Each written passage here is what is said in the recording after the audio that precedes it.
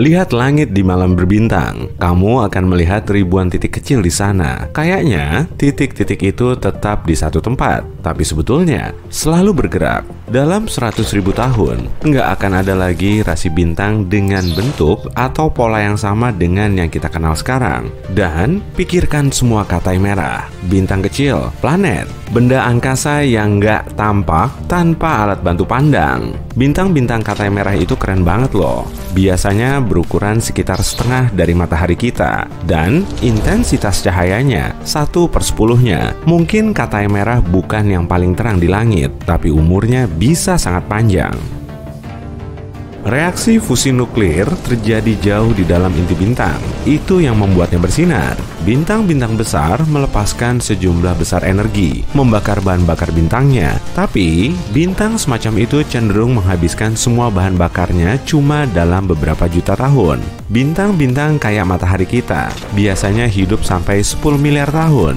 Tapi, katai merah nggak memakai bahan bakar sebanyak itu. Sinarnya nggak begitu terang, dan nggak butuh banyak energi untuk mendukung keberadaannya. Katai merah mirip mobil hemat energi, karena itu bisa bertahan sampai ratusan miliar tahun. Sebagian katai merah terkecil mungkin hidup sampai 10 triliun tahun. Sebagian besar hidrogen dalam bintang mirip matahari, tetap tak terpakai. Gas ini lebih banyak terdapat di atmosfer dibanding dalam inti bintang tipe itu. Artinya, hidrogen nggak terlibat dalam reaksi fusi. Lain halnya dengan katai merah. Katai merah mengedarkan plasma di seluruh bintang. Bintang ini menarik hidrogen baru dari lapisan luar ke dalam intinya. Itu yang membuat reaksi fusi tetap berjalan. Suatu hari, jauh di masa depan, bintang-bintang seperti matahari kita akan kehabisan bahan bakar dan mati. Alam semesta akan penuh katai merah kecil. Mereka nggak akan punya cukup energi untuk bersinar dan menerangi ruang di sekitarnya. Keturunan kita, kalau ada, akan mewarisi alam semesta gelap dan redup. Ketika menua, matahari akan membesar sehingga akan menghancurkan planet-planet di dekatnya. Pertama, Merkurius, lalu Venus, lalu kita. Di sisi lain, mungkin bumi akan bertahan, tapi kemungkinannya kecil dan nggak lama. Matahari akan membakarnya sampai garing ketika planet kita mendekat. Planet-planet luar tata surya juga akan selamat, tapi mereka akan bergerak makin jauh memasuki ruang angkasa. Matahari akan kehilangan sebagian masanya saat ukurannya membesar. Tarikan gravitasinya menentukan orbit planet-planet. Ketika bintang kita menjadi kurang masif, gravitasinya juga akan melemah, dan planet-planet luar nggak akan punya ikatan kuat dengan matahari. Tata surya kita nggak terisolasi. Ada banyak bintang lain dalam galaksi kita. Dalam 30 miliar tahun, bintang-bintang yang beredar di dekatnya akan mengacau planet luar, lalu dengan cepat melontarkan semua planet terbesar keluar dari tata surya. Planet terakhir akan tinggal agak lebih lama, mungkin 100 miliar tahun. Tapi planet ini pun lambat laun akan ditendang dari tata surya. Ada teori yang mengatakan bahwa kita memperoleh sebagian besar air di planet ini dari meteorit dan komet bermuatan es, juga bola es dan debu beku. Ketika mereka menabrak bumi muda, mungkin mereka membawa air yang diperlukan untuk pembentukan kehidupan. Tapi, objek yang mungkin telah membentuk kehidupan di bumi juga bisa menjadi akhir dari planet kita. Bukan seandainya, tapi lebih pada kapan. Dan ilmuwan berpikir sangat mungkin asteroid atau komet yang cukup besar akan menyapu kehidupan di bumi dan menghantam planet kita. Tapi, ini akan terjadi di masa depan yang jauh. Dan syukurlah, kita punya teknologi untuk memprediksikan hal-hal seperti itu dan bereaksi tepat pada waktunya. Tapi, ada tabrakan kosmik lain yang nggak bisa kita hindari, apapun yang kita lakukan. Andromeda, galaksi tetangga kita, sedang bergerak 110 km per jam ke arah tata surya. Jarak antara Bima Sakti dengan Andromeda sejauh 2,5 juta tahun cahaya. Jadi, tetangga kita belum akan segera melalui jarak itu. Tabrakan baru akan terjadi dalam waktu sekitar 4 miliar tahun. Tabrakan antara dua galaksi seperti itu bisa menyebabkan kekacauan besar bagi keturunan kemungkinan kita kalau masih ada yang tinggal di bumi. Kedua galaksi akan bergeser saling melewati, lalu keduanya akan berpisah sampai gaya gravitasi mulai menarik keduanya. Ketika menyatu, kedua galaksi akan kehilangan strukturnya yang mirip cakram, lalu membentuk satu galaksi elips besar. Galaksi ini bahkan sudah punya nama panggilan, Milkomeda. Bima Sakti yang kita kenal sekarang nggak akan ada lagi. Ruang angkasa selalu bergerak, berubah secara konstan. Ilmuwan memiliki beberapa skenario tentang apa yang mungkin terjadi pada alam semesta di masa depan. Nomor 1, robekan besar. Teori ini menyatakan alam semesta akan meluas tak terbatas. Di satu titik, gaya perluasan itu akan lebih kuat dari gaya gravitasi yang menyatukan semuanya. Jika ini terjadi, semua galaksi, bintang, lubang hitam, dan benda antariksa lain termasuk bumi akan terkoyak. Alam semesta akan menjadi sekumpulan partikel lepas sampai sekitar 5 miliar tahun lalu. Alam semesta meluas perlahan karena tarikan gravitasinya yang kuat. Lalu pertumbuhannya makin cepat. Sebagian ahli bilang hal ini terjadi karena dampak energi gelap. Energi gelap adalah energi misterius yang menyusun hampir 70% alam semesta kita. Kekuatan ini mendorong alam semesta untuk meluas lebih cepat, bukan melambatkannya. Jadi, dalam skenario robekan besar, energi gelap akan unggul atas gravitasi, hingga pada titik bisa mengoyak atom-atom secara individu. Skenario nomor 2, remukan besar. Ada kemungkinan alam semesta akan mencapai titik di mana ia akan berhenti meluas. Gravitasi akan menjadi kekuatan dominan. Bahkan, mungkin gravitasi akan membalikan perluasan alam semesta. Lalu, jagat raya akan mulai menyusut, hingga semua planet, bintang, bahkan seluruh galaksi bertabrakan. Akhirnya, seluruh alam semesta akan runtuh. Begitu semuanya memadat jadi satu titik yang kecilnya tak terbatas, disebut remukan besar. Mungkin alam semesta akan mulai meluas lagi. Teori nomor 3, pembekuan besar. Dalam skenario ini, entropi akan berkembang sampai nilai maksimalnya. Pada dasarnya, entropi adalah gagasan bahwa semua yang di alam semesta mengalami ketidakteraturan pada suatu titik. Begitu entropi sudah maksimal, panas dalam sistem akan menyebar rata. Kemudian, alam semesta akan lenyap karena tak akan ada lagi ruang bagi panas. Gerakan mekanik apapun di alam semesta akan berhenti. Jagat raya akan sangat kosong. Dan gas akan sangat tipis hingga nggak ada bintang baru yang bisa terbentuk atau bersinar lagi. Di alam semesta itu, waktu cuma sekedar ruang kosong tanpa akhir. Tak ada yang terjadi dengan planet, bintang, atau makhluk hidup.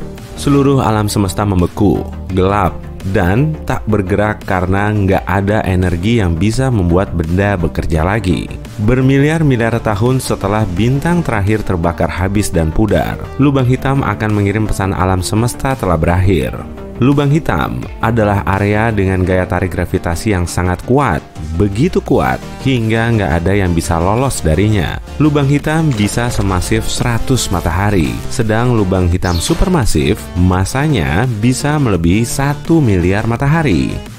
Kamu bisa menemukan lubang hitam sebesar itu di pusat kebanyakan galaksi.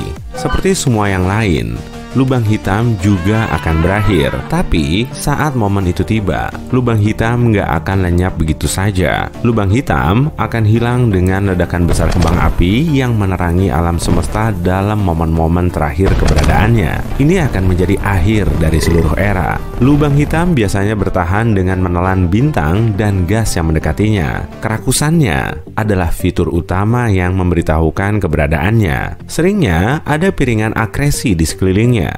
Piringan ini tersusun atas semua materi dan partikel yang telah dikoyak dan ditarik masuk. Mirip air ketika berpusar memasuki lubang drainase. Ketika materi dan partikel mendekat, mereka akan bergerak makin cepat.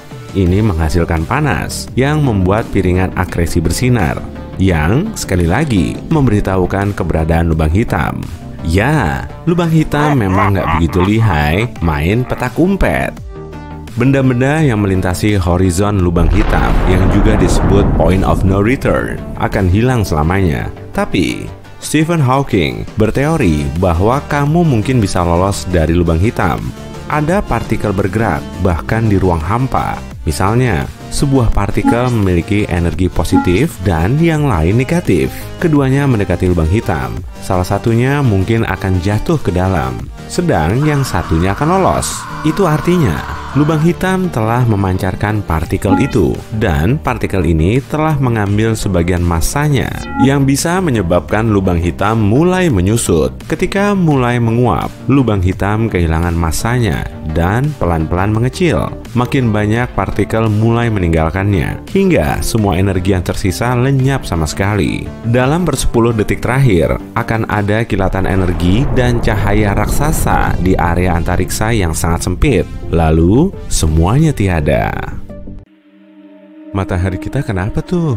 Ada yang bilang mataharinya lagi ngamuk, tapi maksudnya apa ya? Emangnya kita perlu takut? Iya, kali ini kita perlu takut. Cahaya matahari yang terlalu banyak kurang bagus bagi kita. Sinar ultravioletnya berbahaya untuk kulit. Makanya, manusia telah mengadaptasikan spektrum pigmentasi kulit. Semakin banyak cahaya matahari yang ditangkal, semakin banyak juga pigmentasi yang kita perlukan. Topi lebar dan tabir surya ber-SPF tinggi, bebas minyak juga bisa ngebantu, terutama bagi orang berkulit cerah. Lalu gimana ya bumi kita bakal mengantisipasinya? Nah, terlebih dulu kita perlu bikin estimasi yang pas mengenai matahari yang ngamuk ini.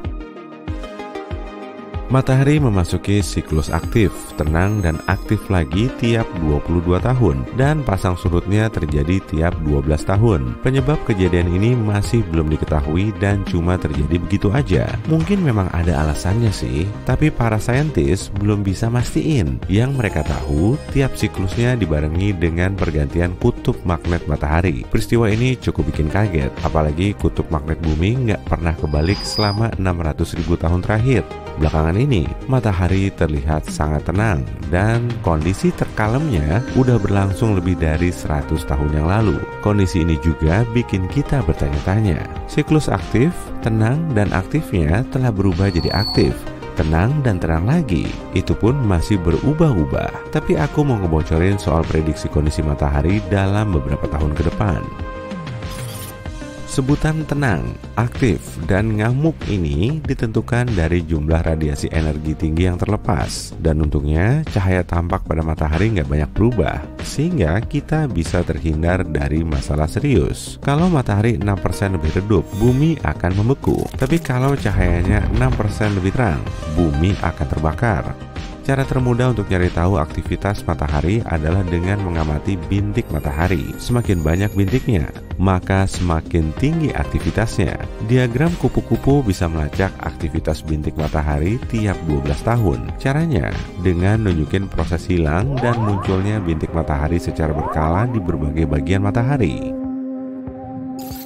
NASA memprediksi matahari tengah memasuki siklus tenang seperti siklus sebelumnya, tapi kelihatannya juga nggak begitu. Saat ini, matahari kita memasuki siklus ke-25.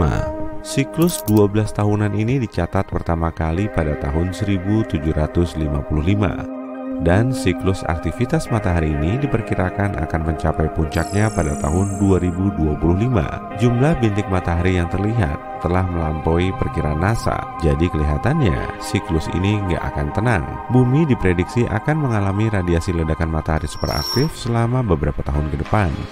Di awal Februari tahun ini, 40 dari 49 satelit komunikasi SpaceX di atas atmosfer bumi hancur lebur oleh ledakan matahari, angin surya, atau gas plasma elektromagnetik berkecepatan tinggi dari matahari telah menekan atmosfer bumi hingga menyebabkan satelit Elon Musk kehilangan integritas orbitnya, kemudian jatuh lagi ke bumi. Bintik matahari memang kelihatan hitam, tapi sebetulnya nggak gelap. Hanya saja nggak seterang permukaan matahari. Untuk lebih jelasnya, kamu bisa nyalain bohlam 25 watt di dekat bohlam 100 watt. Bohlam yang 25 watt Kelihatan gelap kan? Begitupun dengan bintik matahari. Objek ini selalu muncul berpasangan karena pengaruh badai magnetik di dalam gas plasma. Satu bintiknya bermuatan magnet positif dan satunya lagi negatif. Jarak di antara kedua bintik bisa berkali-kali lipatnya bumi, dan disinilah arus listrik mengalirkan busur api yang berasal dari gas terionisasi. Suar matahari juga nggak kalah penting. Ledakan elektromagnetik kuat ini punya keterkaitan dengan bintik matahari. Saat gas plasma matahari yang super panas itu terus berpilin, garis medan magnet pada bintik matahari juga ikut berpilin. Lalu, setelah garis ini patah, ledakan kuat akan melepaskan radiasi sinar X dan sinar gamma dalam kecepatan cahaya. Gas kasat mata juga ikut terlepas. Suar matahari punya sistem klasifikasi berdasarkan kekuatannya. Yang paling berbahaya adalah suar matahari kelas X. Jenis suar ini bisa mematikan radio di seluruh dunia, serta membahayakan satelit, para astronot, dan penumpang pesawat di ketinggian. Suar matahari kelas M menghasilkan aurora cantik di kedua kutub bumi. Sedangkan suar matahari kelas C nggak menimbulkan efek berarti, tapi suar matahari nggak termasuk ledakan paling besar di permukaan matahari.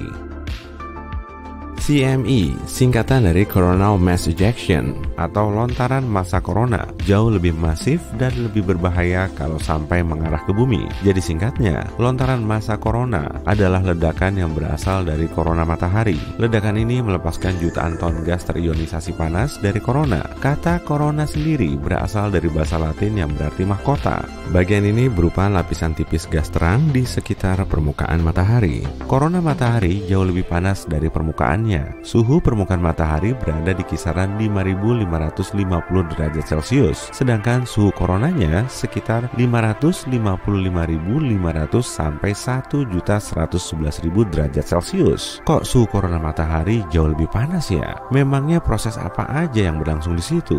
Para saintis masih perlu mendalaminya. Teori terbaru menyatakan panas corona disebabkan oleh gelombang bunyi dan reaksi nuklir matahari bisa menghasilkan banyak bunyi. Proyek GONG, singkatan dari Global Oscillation Networking Group alias Grup Jaringan Osilasi Global, didirikan untuk mengamati gelombang bunyi di matahari. Rupanya matahari kita bisa ngeluarin bunyi atau berosilasi mirip lonceng. Makanya para saintis mendirikan 5 tempat observasi di seluruh dunia yang berlokasi di India, Australia, Kepulauan Canary, Chili, dan Amerika Serikat. Di tempat-tempat ini mereka mengamati lebih dari 10 juta gelombang bunyi yang bergerak di permukaan matahari dan sekitarnya. Karena saat ini matahari berada dalam fase aktif, kita bisa ngelihat lontaran massa corona yang lebih kuat ke arah bumi. Gas yang dilepaskan matahari kemudian terionisasi, sedangkan elektronnya terlepas oleh panas. Akibatnya, bisa terjadi badai proton di ruang angkasa yang bergerak secepat 804,67 km per detik. Inti atom bermuatan positif ini kemungkinan besar akan dihambat atau dibelokkan oleh medan magnet di sekitar bumi. Atmosfer kita nggak bisa menangkal badai proton, meski 1,6 km udara di atas bumi bisa menghentikan sinar X dari suar matahari. Angin partikel cuma bisa dihentikan oleh magnetosfer bumi. Aurora cantik di sekitar kedua kutub magnet bumi bisa aja muncul. Bahkan kemungkinan besar akan meluas sampai ke garis lintang tengah saat bumi melintasi pelepasan massa corona. Amerika Serikat baru aja meluncurkan probe antariksa menuju korona matahari. Area ini bisa meluas sampai berkilo-kilometer. Bahkan Parker Solar Probe telah menjelajahi permukaan matahari sejauh 6.276.442 km atau sekitar 1/10 kalinya jarak matahari ke Merkurius. Meski terpapar suhu setinggi 1.315,5 derajat Celcius, probe ini tetap berada pada suhu ruangan. Pelindung panas dari komposit karbon setebal 11,43 cm mampu melindungi teleskop dan magnetometer di dalam probe. Semua perangkat ini digunakan untuk mengukur intensitas angin surya. Kelima antena yang mengarah ke gas corona terbuat dari alloy yang bisa menahan suhu ekstrim. Siklus tenang matahari yang berlangsung 2 kali sekaligus kayak gini bikin kita jadi was-was. Bintik matahari sama sekali nggak terlihat di permukaannya dalam waktu lama. Seakan-akan distorsi magnetik yang biasanya kita lihat di fotosfer telah runtuh di bagian dalam. Magnetisme kuat sedang naik ke permukaan dan menembus korona. Pusat Nasional Riset Atmosfer di Boulder, Colorado, Amerika Serikat, memprediksi siklus matahari ke-25 ini akan jadi salah satu siklus terkuat. Siklus matahari sebelumnya sangat tenang, dan cuma ada 116 bintik matahari yang terlihat, padahal rata-ratanya berada di angka 170. Menurut prediksi, pada siklus matahari ke-25 akan ada 210 sampai 260 bintik matahari. Makanya, siklus ini akan jadi salah satu siklus terkuat sepanjang masa. Kita akan kehilangan lebih banyak satelit karena angin surya bertiup lebih kencang. Selain itu, jaringan listrik kita akan mengalami kelebihan daya saat puncak badai proton pada tahun 2025. Artinya, akan terjadi gangguan layanan internet ketika proton bermuatan positif melewati kabel dan trafo hingga mengalirkan daya berlebih. Tanggal 12 Maret 1989 silam, pelepasan massa corona kuat melanda planet kita dan mengacaukan jaringan listrik. Jangan-jangan hal kayak gini bakal terjadi lagi dalam waktu dekat? Semoga aja enggak, tapi kita perlu waspada. Bulan Juli, saat jarak kita sekitar 151 juta kilometer dari matahari, suhu di bumi lebih hangat 2 derajat Celcius dibanding pada bulan Januari, saat jarak kita 4,8 juta kilometer lebih dekat. Soalnya, daratan kering di utara lebih banyak daripada di selatan, dan daratan cenderung lebih panas daripada air. Selama musim panas di utara pada bulan Juli, lebih banyak daratan memanas dibanding bulan Januari. Jadi, bumi sedikit lebih panas pada bulan-bulan ini meskipun jarak kita lebih jauh dari sumber panas. Semakin dekat bulan ke cakrawala, semakin besar ukuran yang terlihat.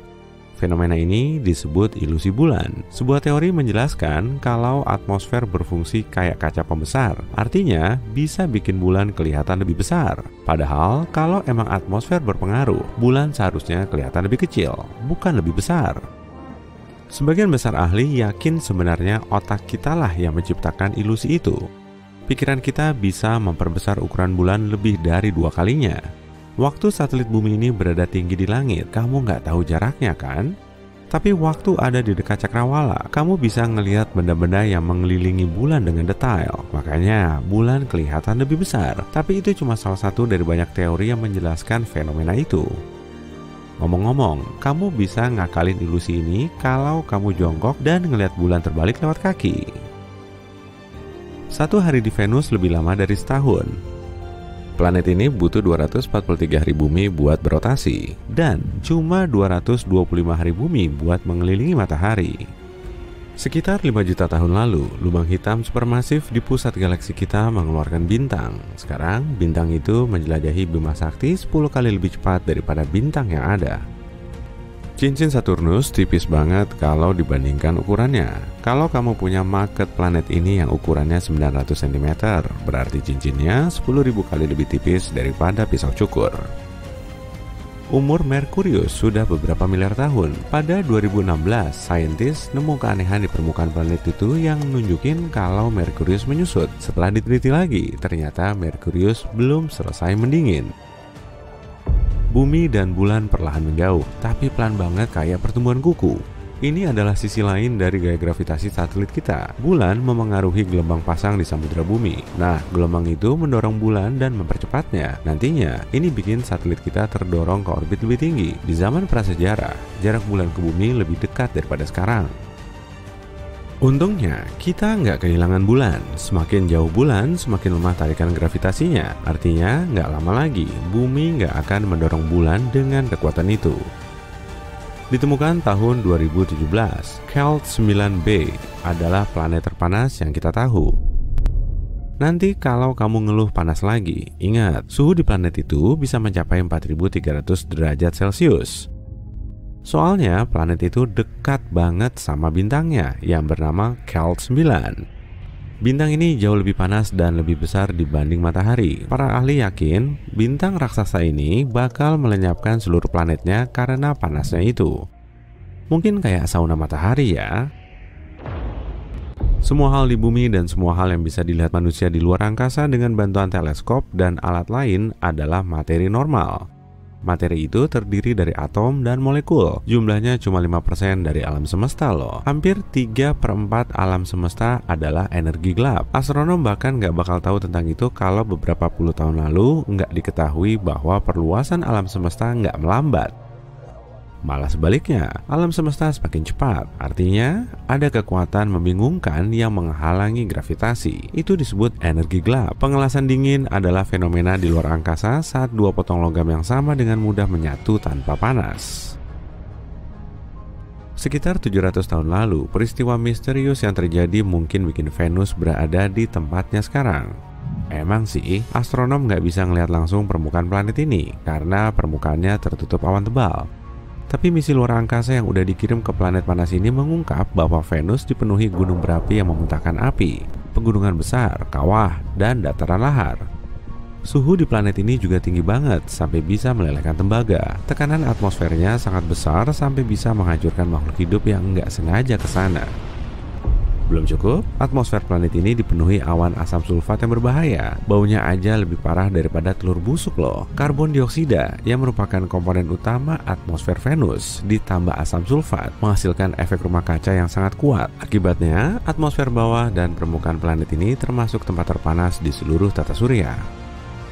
Ukuran bintang neutron sama kayak kota kecil, tapi masanya sekitar 1,4 kali massa matahari. Bintang ini terbentuk waktu bintang masih mati dan intinya runtuh. Intinya terus menekan sampai semua elektronnya hancur, sehingga cuma meninggalkan neutron. Ini bikin bintang neutron salah satu benda terpadat di alam semesta.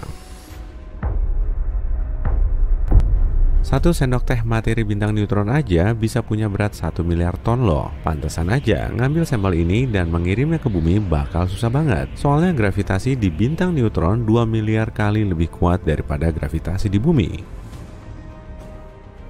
Karena pengaruh bulan pada bumi, planet kita pelan-pelan berputar semakin lambat. Iya, pelan-pelan banget, sekitar 17 milidetik setiap 100 tahun. Jadi bakal butuh 140 juta tahun sebelum sehari jadi 25 jam. Berarti waktu dinosaurus menghuni bumi cuma ada 23 jam sehari dong. Cuma ada sedikit banget aktivitas yang terjadi di dalam bulan dan hampir nggak ada atmosfer di sekelilingnya. Makanya saintis bisa nyari tahu kawah tumbukan yang tersebar di permukaan satelit kita selama miliaran tahun. Saat meneliti kawah itu, astronom menemukan kalau bulan dengan planet kita mengalami pembombardiran berat akhir sekitar 4 miliar tahun lalu. Peristiwa ini juga dikenal sebagai bencana bulan. Jangka waktu ini berlangsung selama beberapa ratus juta tahun. Selama itu, banyak asteroid menabrak bumi, Merkurius, Mars, dan Venus. Teori saintifik terbaru mengungkap bahwa Venus mungkin punya iklim stabil selama miliaran tahun sebelum terjadi masalah. Astronom melakukan penelitian dan membuat model dunia Venus virtual. Model ini menggambarkan sebagian besar sejarahnya. Planet panas ini dulunya punya lautan dengan air dalam bentuk cair, suhu yang cukup, dan lempeng tektonik yang stabil. Bahkan, Venus mirip bumi di awal kehidupannya. Saintis memperkirakan periode perkembangan mirip bumi ini berlangsung lebih dari 3 miliar tahun. Saturnus adalah planet yang kecepatan anginnya lebih dari 1770 km per jam di khatulistiwanya. Saturnus juga punya cincin yang paling menonjol. Atmosfer Saturnus nggak begitu beda dari permukaannya, tapi semakin dalam, semakin tinggi tekanannya, dan hidrogennya jadi cair. Semakin jauh ke tengah planet, gas cair ini berubah menjadi hidrogen metalik, kayak Jupiter. Saturnus mungkin punya inti berbatu, dengan hidrogen dan helium yang mengelilinginya. Di sisi lain, meskipun planet ini terdiri dari bahan berbatu, intinya mungkin cair. Manusia udah menjelajahi luar angkasa selama 60 tahun dan upaya itu jelas terbayar. Semua planet di tata surya udah kita jelajahi sekarang, bahkan planet Katai kayak Pluto dan Ceres. Sebagian besar eksplorasi dilakukan oleh program Voyager NASA yang dimulai tahun 1977. Voyager 1 dan 2 mengumpulkan informasi terkait planet, satelitnya, sistem cincin unik, dan medan magnetnya. Wahana antariksa kembar ini terus mengirim data ke bumi, dan saat ini Voyager 1 berada di medium antar bintang. Langit mungkin kelihatan tenang waktu dilihat dari bumi, tapi Bima Sakti bakal ngalamin tabrakan besar dengan galaksi Andromeda 4 miliar tahun dari sekarang. Pasang alarm ya, kedua galaksi ini bakal bertemu dan keduanya nggak akan bertahan. Bintang akan berhamburan dan rasi akan terpisah. Akhirnya, dua raksasa ini akan menyatu dan membentuk galaksi elips. Tapi menurut National Geographic, matahari dan bumi akan bertahan. semua makhluk di bumi bakal ngelihat pemandangan indah saat kedua galaksi ini menyatu.